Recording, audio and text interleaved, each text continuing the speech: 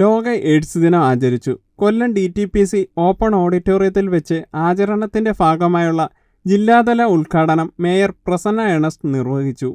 അവകാശങ്ങളുടെ പാത സ്വീകരിക്കൂ എന്നതാണ് ഈ വർഷത്തെ ലോക എയ്ഡ്സ് ദിന സന്ദേശം.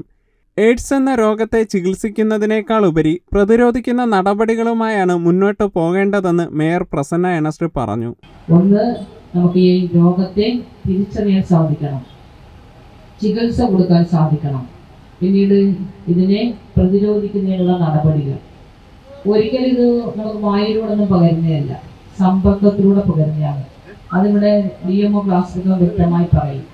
തീർച്ചയായിട്ടും നമുക്കിത് മാതാപിതാക്കൾക്കുണ്ടാകുന്ന കുഞ്ഞുങ്ങൾ നിരപരാധികളാണ്, പക്ഷെ അവർക്കും ഇത് ഇതിൻ്റെ ഫലം ലഭിക്കുകയാണ്. അപ്പം ഇത്തരത്തിലേക്ക് പോകുമ്പോൾ ഇതിന് നമ്മുടെ മാതാപിതാക്കന്മാരും സമൂഹവും യുവാക്കളടക്കം ഞാൻ ആദ്യമേ പറഞ്ഞ ഇതിനെ പ്രതിരോധിക്കുവാൻ, ചികിത്സിക്കുന്നതിനേക്കാൾ ആദ്യം അതിനെ പ്രതിരോധിക്കുവാൻ അതിനുള്ള നടപടികളുമായിട്ടാണ് മുന്നോട്ട് പോകേണ്ടത്. ദിനാചരണത്തിന്റെ ഭാഗമായി വിദ്യാർത്ഥികൾ പങ്കെടുത്ത ബോധവൽക്കരണ റാലിയും ഹൈസ്കൂൾ വിദ്യാർത്ഥികൾക്കായി പോസ്റ്റർ തയ്യാറാക്കൽ മത്സരവും സംഘടിപ്പിച്ചു.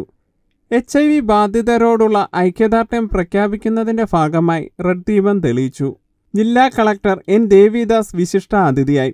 ജില്ലാ panchayat president doctor PK Gopan അധ്യക്ഷത വഹിച്ചു.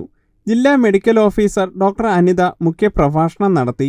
ജില്ലാ എയ്ഡ്സ് നിയന്ത്രണ officer doctor M. Sajan Mathews, KGMOA ജില്ലാ പ്രസിഡന്റ് ഡോക്ടർ രോഹൻ രാജ് തുടങ്ങിയവർ സംസാരിച്ചു.